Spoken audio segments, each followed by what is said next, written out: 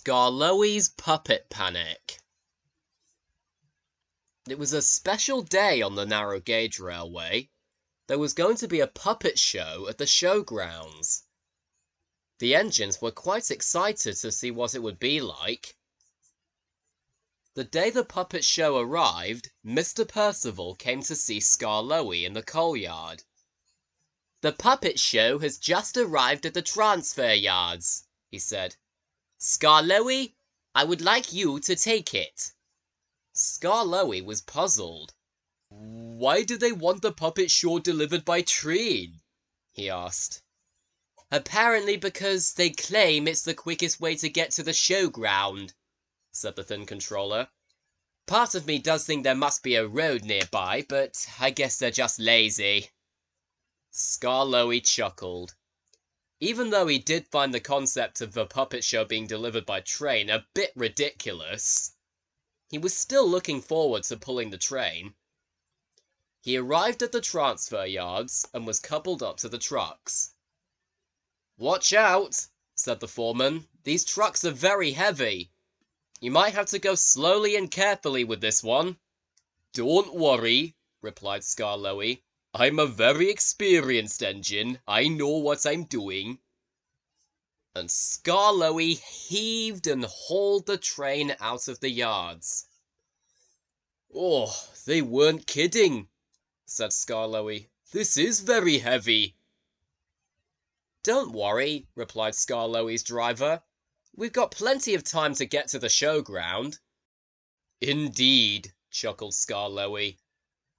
But even so, the weight of the trucks and his old age didn't particularly help with the journey. Soon, Skarloey was beginning to feel worn out.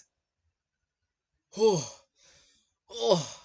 I think I need a break from pulling this train," he panted, and his driver stopped the train.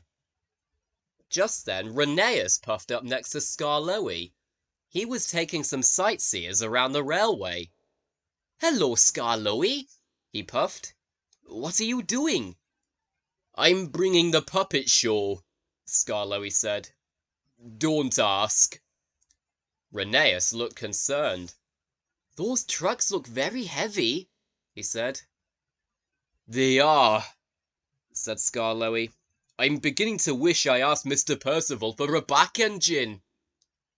"Well, I wish I could help, Skarloey," Rheneas said. "But I've got to take these sightseers to the ruined castle now.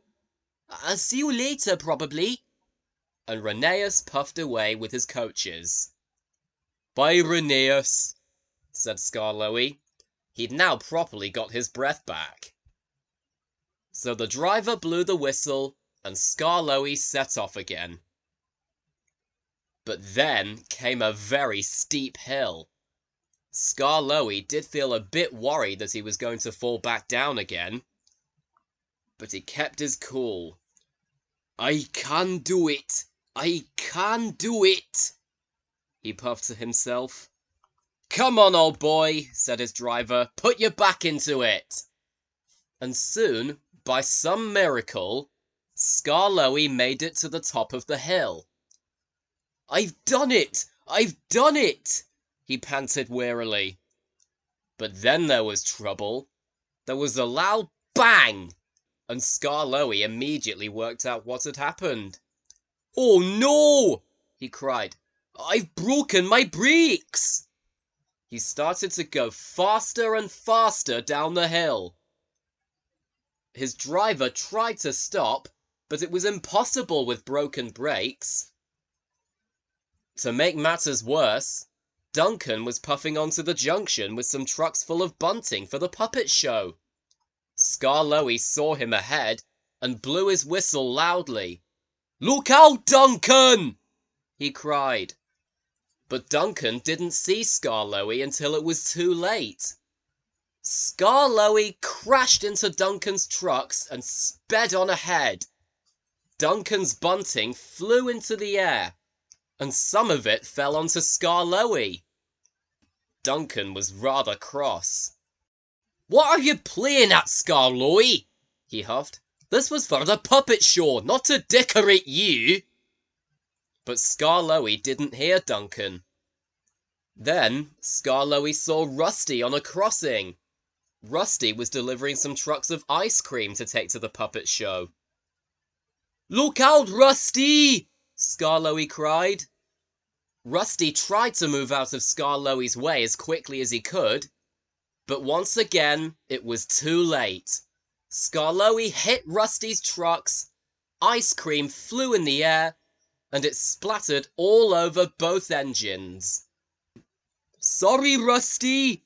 called Skarloey as he raced down the line. Rusty was puzzled. Skarloey went on and on. He couldn't stop. To make matters worse, he knew where he was headed now. Percival Pond. He hit the buffers and with a mighty splash, he fell into the pond, finally stopping. Some ducks who were having a swim in the pond stared at Skarloey coldly. "Oh, what a day," groaned Skarloey. "First I get a rather nonsensical job, then I run out of control on the hill, now I'm stuck in the pond, and the children probably won't get their puppet show, and I'm technically at fault for that." Skarloey felt very bad, but of course he knew that his brakes being broken wasn't really his fault.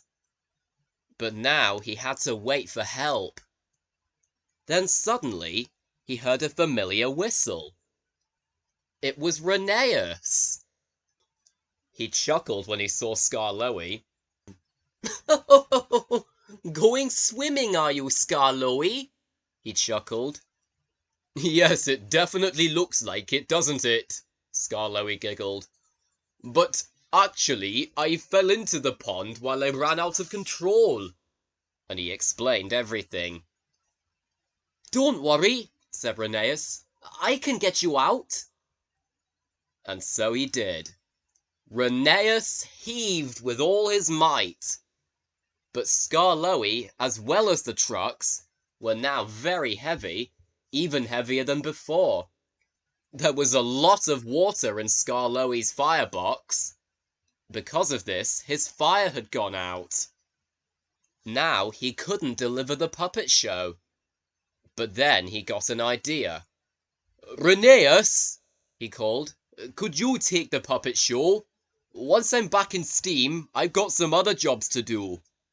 "Okay, Skarloey," said Rheneas. "I finished my passenger work anyway." So Rheneas took the trucks to the showground. Meanwhile, Skarloey went to go and help Duncan and Rusty, who were still waiting with their bunting and ice cream respectively.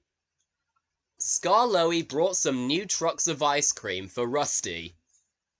Then he helped Duncan tidy up his bunting. Duncan was getting rather worried now. "I'm gonna be late for the puppet show," he said. "And who's to blame for that?" he said, getting a bit cross.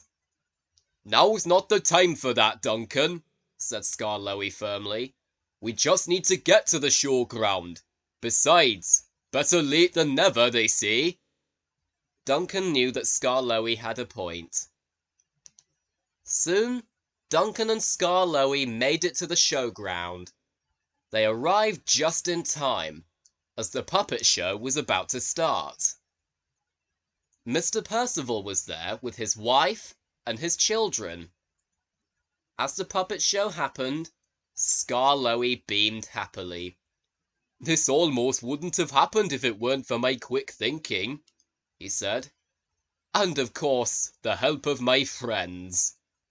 You know what they say, there really is nothing stronger than friendship, even for an old engine like me." And all the engines gave a jolly toot. Even Skarloey.